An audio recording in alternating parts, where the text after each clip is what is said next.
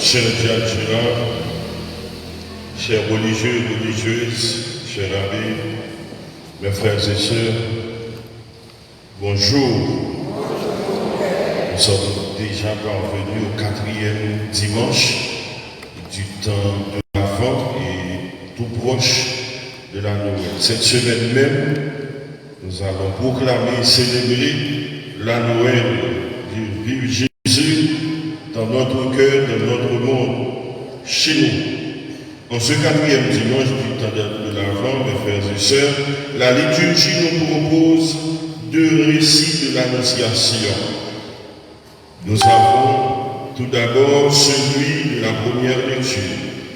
Nous sommes au 4e siècle avant Jésus-Christ. La situation du peuple d'Israël est vraiment dramatique. Il est menacé de partout par les armées étrangères. Face à ce danger, le jeune roi d'Israël n'a pas fait le bon choix. Il a abandonné le vrai Dieu pour se tourner vers le Dieu païen et s'attirer de leur faveur. Mais ces dieux païens ne sont pas. C'est également vrai pour nous aujourd'hui, mes frères et sœurs. Nous pensons à ces dieux qui occupent une grande place dans notre vie et dans notre monde. Ils s'appellent argent, richesse, recherche du profit, du plaisir, de la belle situation, très bien matériel. Aujourd'hui, le prophète Isaïe invite le roi Akaz et chacun de nous à se tourner vers le vrai Dieu, le Dieu vivant et vrai, qui peut nous sauver, nous libérer en nous envoyant son Fils unique, Jésus. C'est celui qu'il nous faut compter. En ce temps-là, mes frères et sœurs, nous sommes invités à retrouver le vrai sens de Noël. Il ne s'agit pas de courir après toujours plus de consommation, mais d'accueillir celui qui vient nous sauver. C'est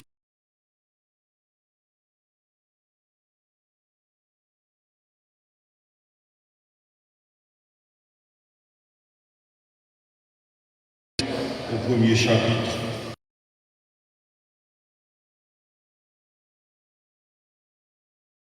Il invite à prendre chez lui Marie, son épouse. L'enfant engendré en elle vient de l'Esprit Saint. Ces paroles nous disent la mission que Dieu confie à Joseph. Il est appelé à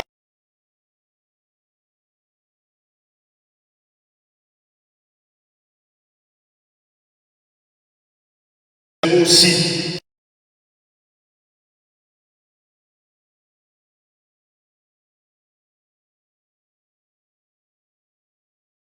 notre protecteur. Et donc, il nous garde, il surveille, il veille sur nous, il courir à lui.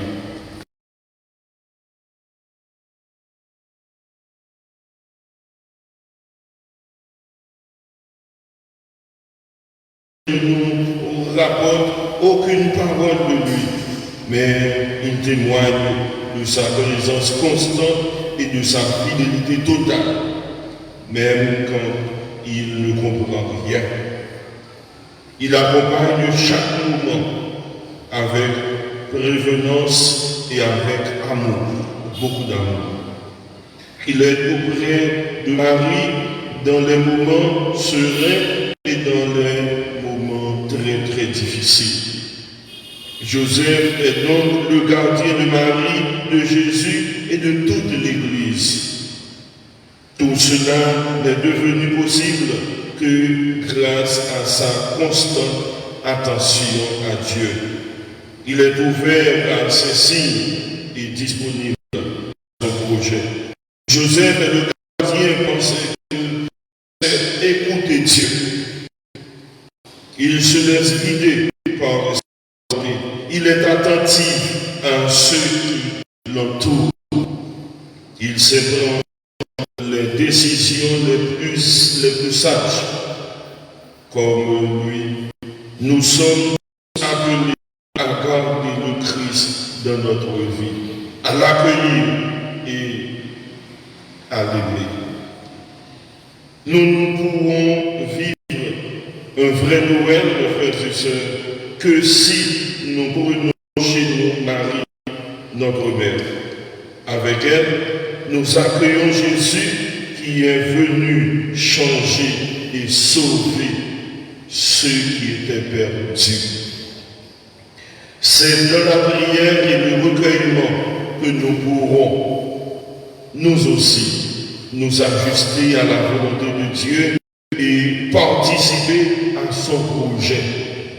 L'homme n'a presque pas de projet, parce que l'homme n'a pas de volonté que de faire la volonté de Dieu, parce que nous sommes surtout chrétiens. Les chrétiens n'ont pas de projet, les chrétiens n'ont pas de volonté. Comme Jésus, sa volonté est de faire la volonté de celui qui l'a envoyé. Et nous sommes des envoyés de Dieu sur la terre. Nous sommes des missionnaires, nous sommes des disciples du Christ. À la manière de Joseph et de Jésus, nous devons prendre notre destinée en main et de faire la volonté de celui qui nous a envoyés au monde, faire sa volonté, faire ce qu'il veut pour sauver, pour libérer, pour délivrer le monde. Comme Joseph, nous apprenons à nous faire des serviteurs d'un projet qui nous dépasse. Nous ne comprenons pas, mais nous collaborons, nous donnons notre contribution afin que se réalise le projet de Dieu pour le monde. Comme lui, le Seigneur nous conduit sur des chemins que nous n'avions pas prévus. Mais les paroles qu'il nous adresse sont celles de la vie éternelle. De la seconde lecture, Saint Paul nous annonce précisément l'accomplissement de ce salut en Jésus. Il nous décrit toute la richesse du mystère déployé depuis sa naissance jusqu'à sa mort et sa résurrection. Lui-même a été choisi par le Christ pour être apôtre. Sa mission a été d'annoncer le salut de Dieu en Jésus-Christ, au milieu des nations païennes. Comme le prophète Isaïe, il a été affronté à l'incrédulité et à la persécution. Mais rien ni personne ne peut empêcher Dieu de vouloir sauver le monde.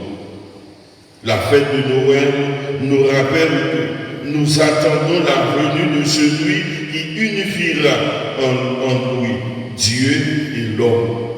Dieu fait homme, conçu de l'Esprit Saint, nous dit le credo.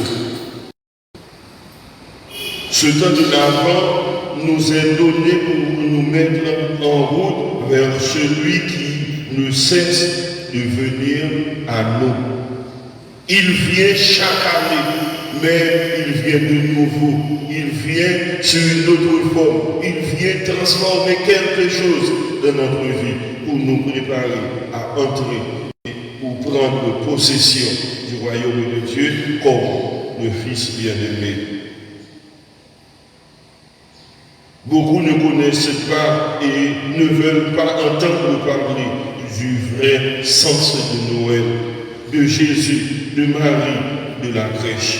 Mais le message de l'Évangile doit être annoncé partout dans le monde. Nous sommes les porte-paroles de ce message. Notre mission n'est pas de faire croire, mais de dire et de témoigner. Dire quoi? Dire l'évangile, dire la vérité, témoigner de la lumière qui est le Christ, qui vient dans nos ténèbres, nous illuminer.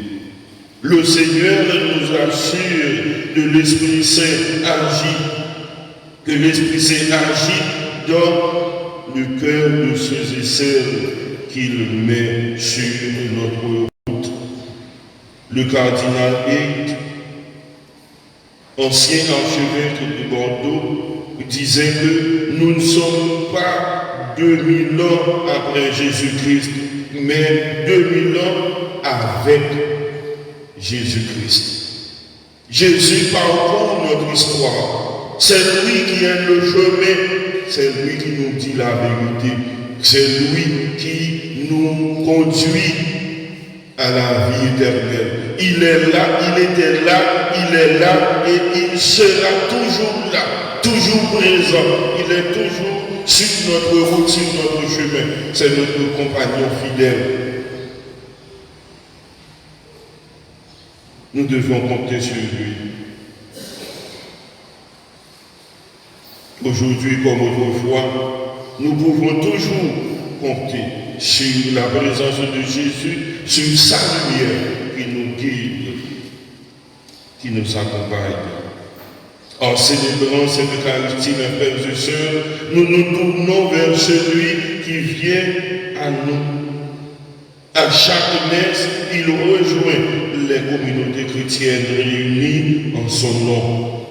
C'est Matthieu même qui nous dit, là où 2 ou 3 sont réunis, il est là au milieu de nous, Jésus. Et c'est lui que nous célébrons et c'est lui qui nous aide à nous célébrer avec beaucoup de foi, avec beaucoup de joie.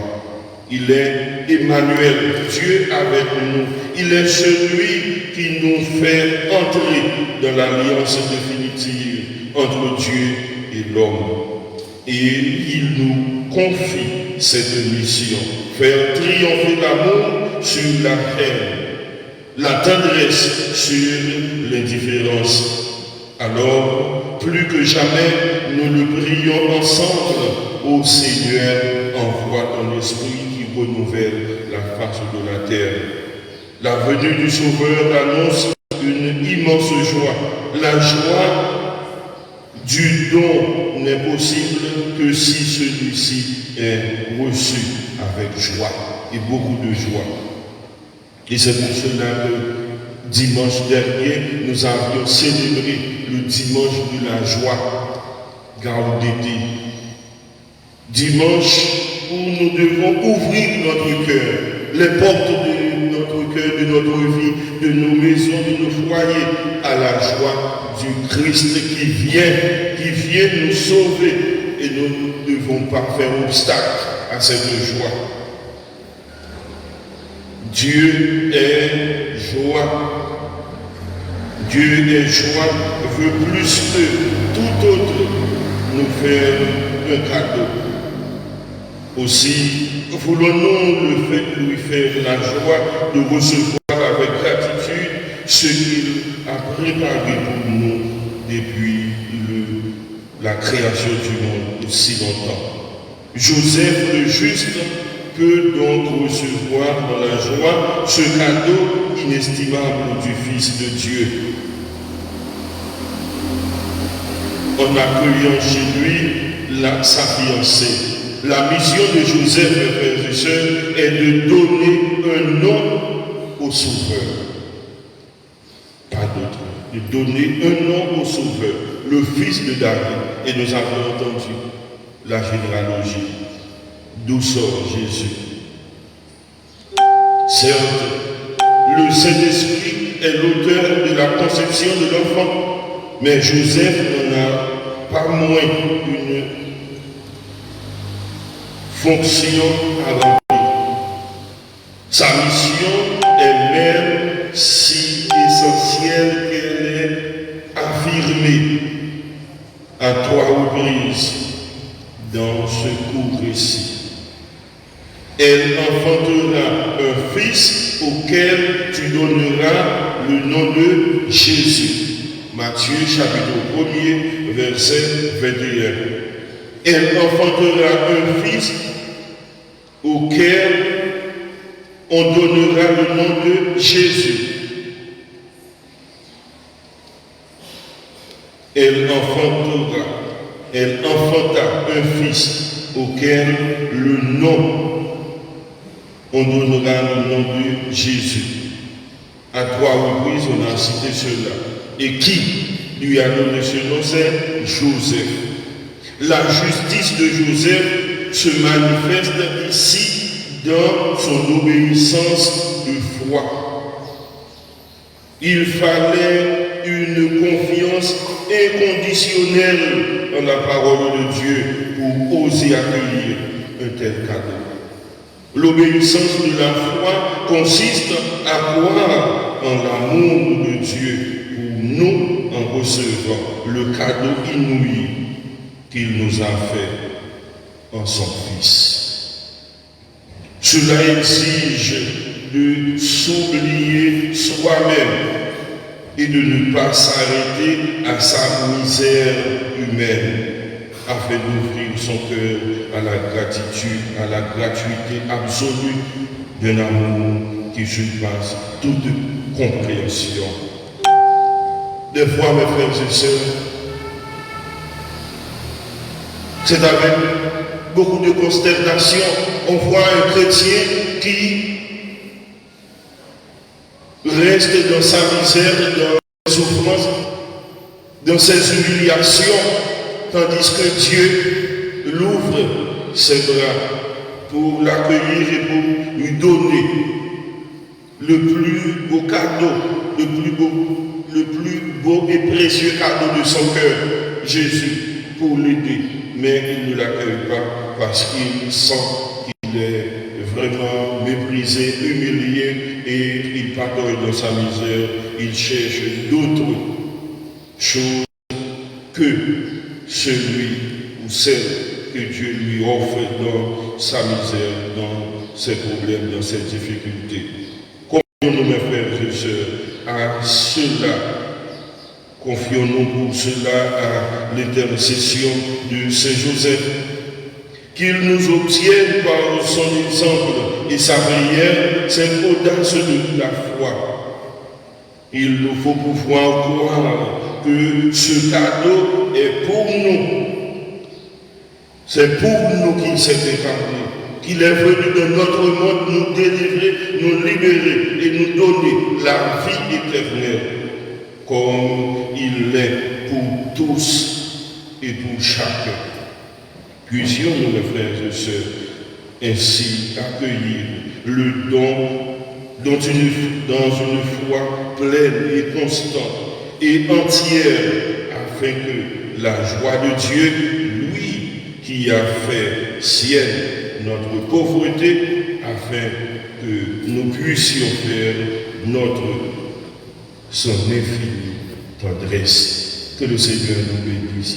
Qu'il vienne nous retrouver là où nous sommes pour nous emmener dans son éternité et faire de nous la joie qu'il a donnée à son peuple pour rayonner au milieu de ses difficultés, de ses vicissitudes, afin que le Sauveur soit bien accueilli et reste au milieu de nous. Ainsi soit-il.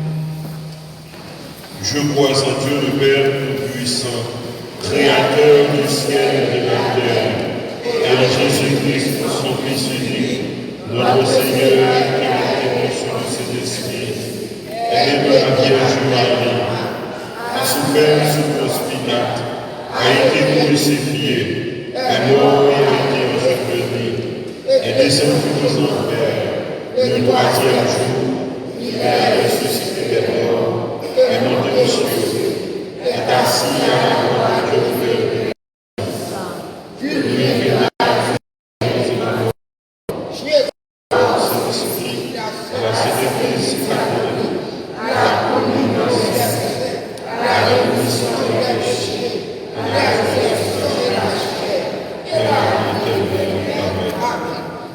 Dans une prière unanime, mes frères et sœurs bien-aimés, faisons monter vers le Seigneur notre supplication pour tous les hommes, nos frères et sœurs, afin que tous puissent mener une vie calme et paisible et parvenir au bonheur éternel.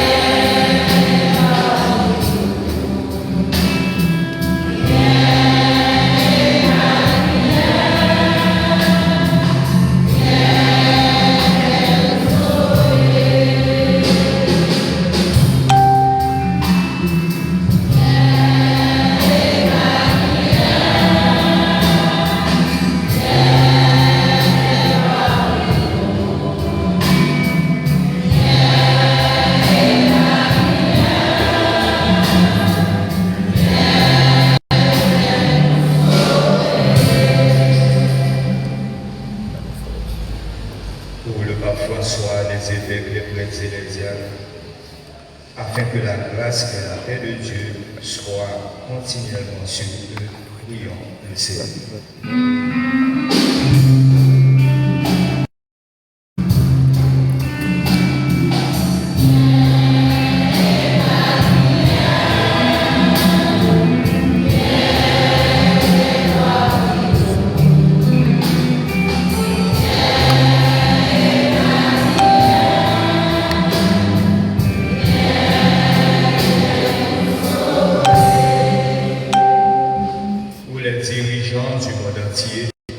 Pour ceux de notre pays en particulier, afin que Dieu ne se lasse pas de les appeler, prions le Seigneur.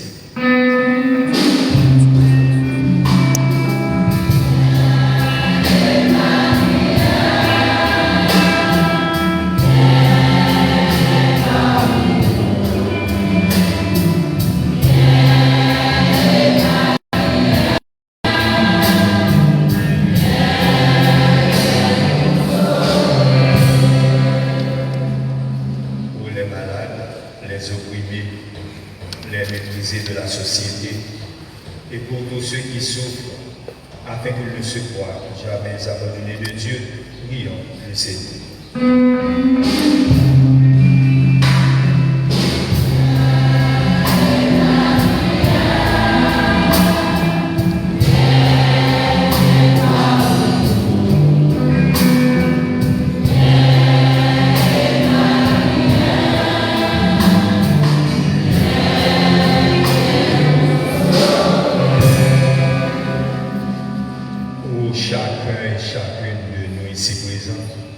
Pour ceux qui prient avec nous en cet instant, afin qu'aujourd'hui même, tous nous nous mettions au service de Dieu, prions le Seigneur.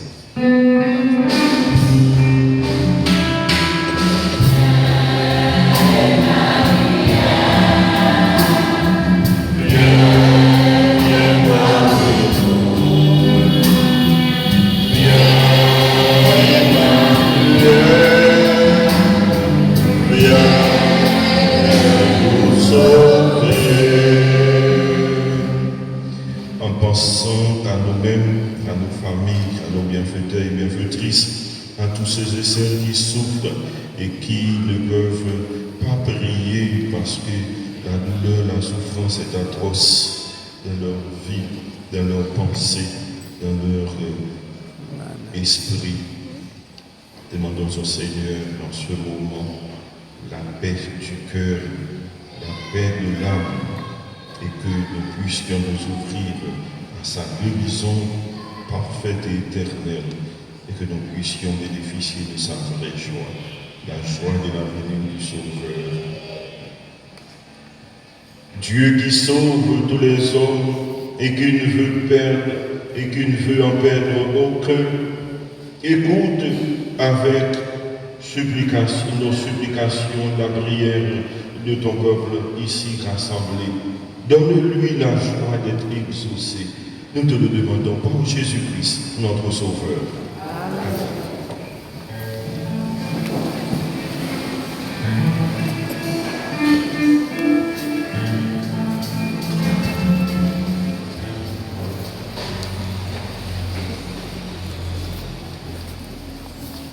Je dis à la demandé de nous déplacer.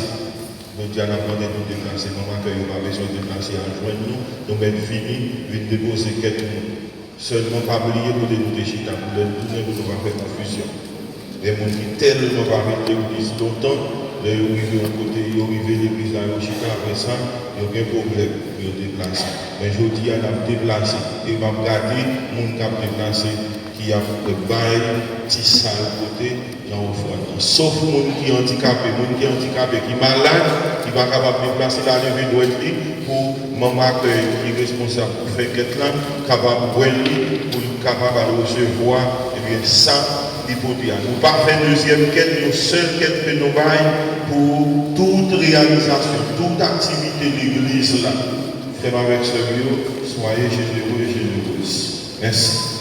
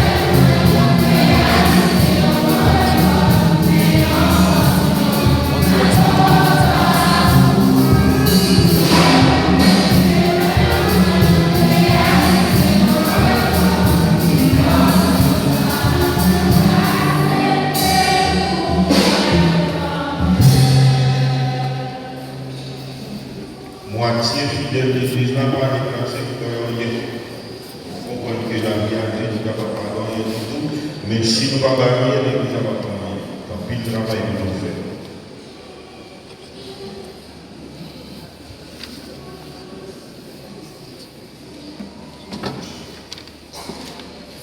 La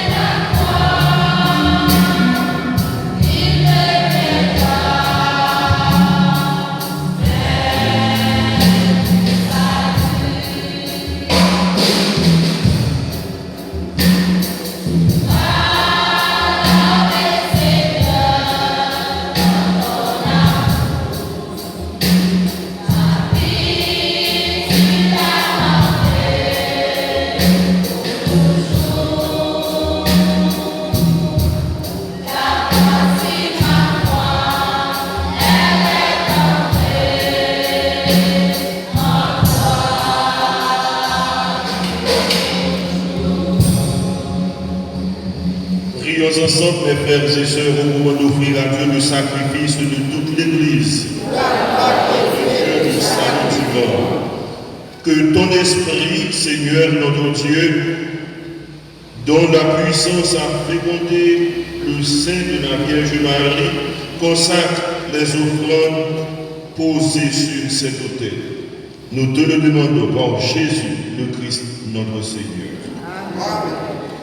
Le Seigneur soit avec vous. Et avec votre esprit.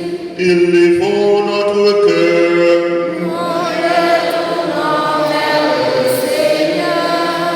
Rendons grâce au Seigneur notre Dieu.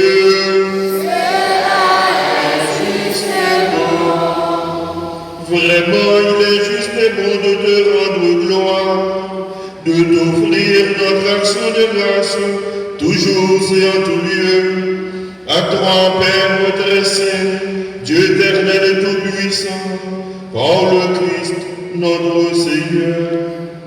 Car il est déjà venu en prenant la condition des hommes, pour accomplir l'éternel dessein de ton amour, et nous ouvrir le chemin du salut.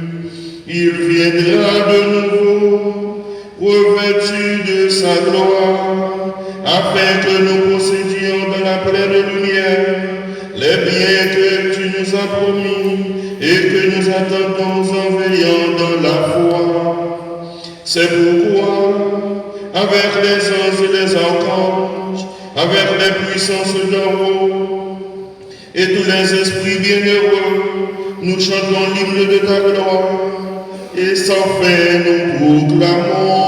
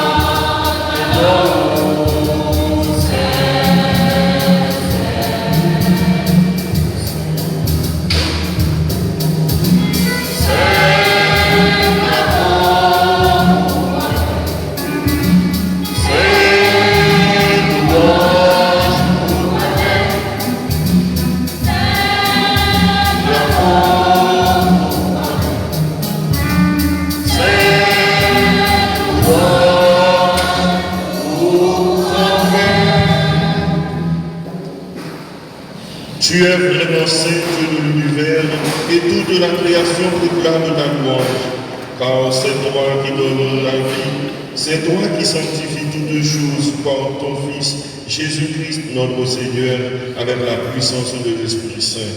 Et tu ne cesses de rassembler ton peuple, afin qu'il te présente partout dans le monde une offrande pure. C'est pourquoi nous voici rassemblés devant toi et dans la communion de toutes les églises en ce premier jour de la semaine. Nous célébrons le jour où le Christ est ressuscité d'entre les morts. Par lui que tu as élevé à ta droite, Dieu notre Père, nous te prions de consacrer toi-même les offrandes que nous apportons. Sanctifie-les par ton esprit, afin qu'ils deviennent le corps et le sang de ton Fils, Jésus-Christ notre Seigneur, qui nous a dit de célébrer ce mystère. La nuit même où il fut livré, il prit le pain, il rendit grâce, il le bénit, il le rompit et le donna à ses disciples en disant: Prenez et mangez-en tous. Ceci est mon corps livré pour vous.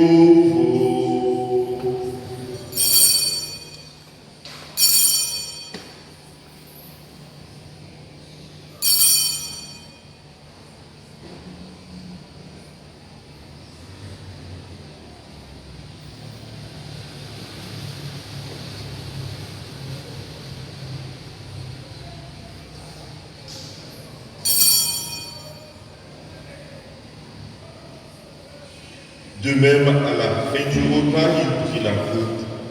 En te rendant grâce, il la bénit et la donna à ses disciples en disant: Prenez et buvez-en tous, car ceci est la coupe de mon sang, le sang de l'alliance nouvelle et éternelle, qui sera versé pour vous et pour la multitude en rémission des péchés. Vous ferez cela en mémoire de moi.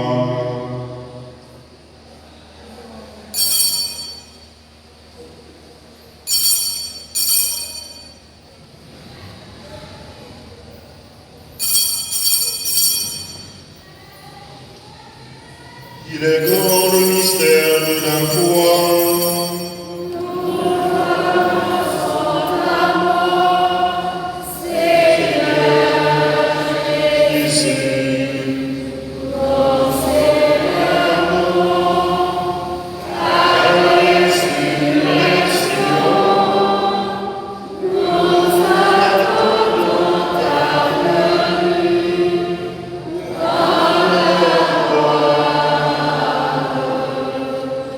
Faisant ici mémoire de la mort et de la résurrection, de sa passion qui nous sauve, de sa glorieuse résurrection et de son ascension dans le ciel, alors que nous attendons son dernier avènement, nous présentons cette offrande vivante et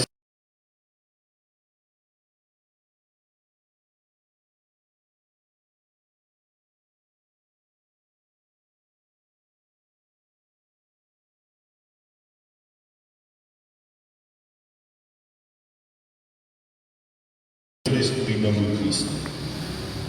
Que l'Esprit Saint fasse de nous l'éternelle offrande à ta gloire, pour que nous obtenions un jour les biens du monde à venir, auprès de la Vierge Marie, la bienheureuse Mère de Dieu, avec les apôtres, Saint Joseph, l'époux de Marie, les martyrs et tous les saints qui ne cessent d'intercéder pour nous. Et maintenant, nous te supplions, Seigneur, par le sacrifice qui nous réconcilie avec toi et dans le monde entier, le salut et la paix. Affermis la foi et la charité de ton Église au long de son chemin sur la terre.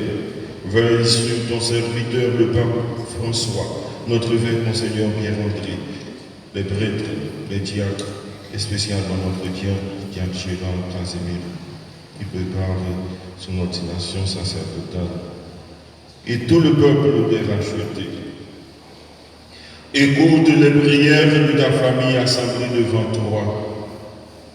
Ceux et celles qui se recommandent à nos prières, les bienfaiteurs et bienfaitrices de la paroisse, nos familles, ceux et celles qui souffrent désespérés, qui ont besoin du secours d'en haut et de l'intercession de nos prières. Et ramène à toi, Père, très aimant, tous tes enfants dispersés. Pour nos frères et sœurs défunts, spécialement les saintes âmes du purgatoire. Pour les hommes qui ont quitté ce monde et dont tu connais la droiture, nous te prions. Reçois-les dans ton royaume, où nous espérons être comblés de ta gloire, tous ensemble et pour l'éternité, par le Christ, notre Seigneur, qui nous a par qui tu donnes au monde toute grâce et tout bien.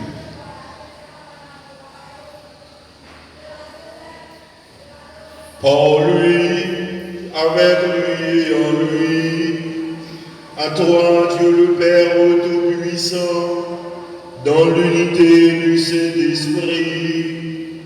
Tout tout honneur, toute gloire, pour les siècles des siècles.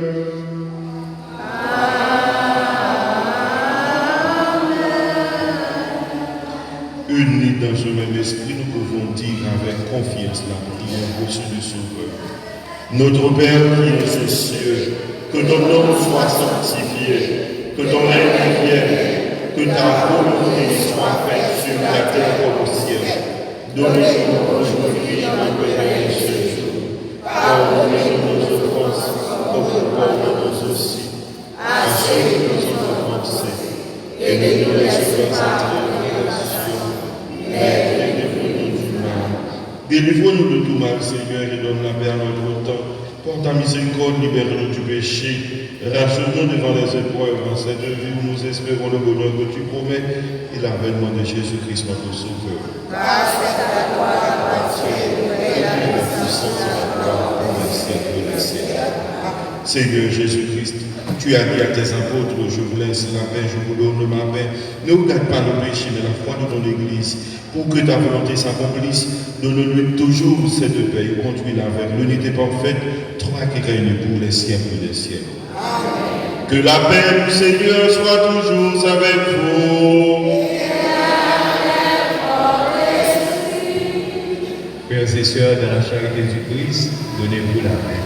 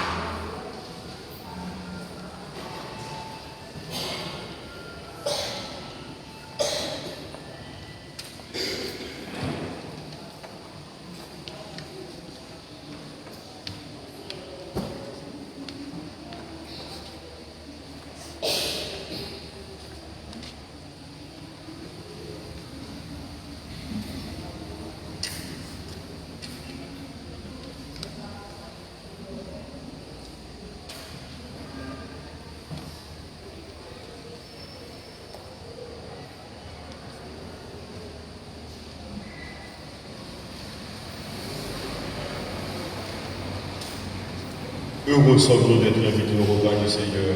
Voici Jésus, l'agneau de Dieu qui enlève le péché du monde.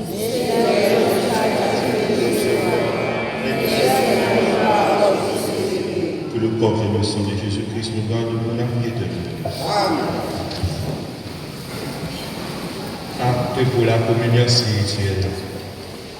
Mon Jésus, je crois que vous êtes ici présent dans le Saint-Sacrement. Je vous aime par-dessus toutes choses et je désire ardemment vous recevoir. Mais puisque en ce moment je ne peux le faire sacramentellement, venez au moins spirituellement dans mon cœur, comme si vous étiez présent. Je vous adore et je m'unis entièrement à vous. Ne permettez pas que je me sépare jamais de vous. Amen.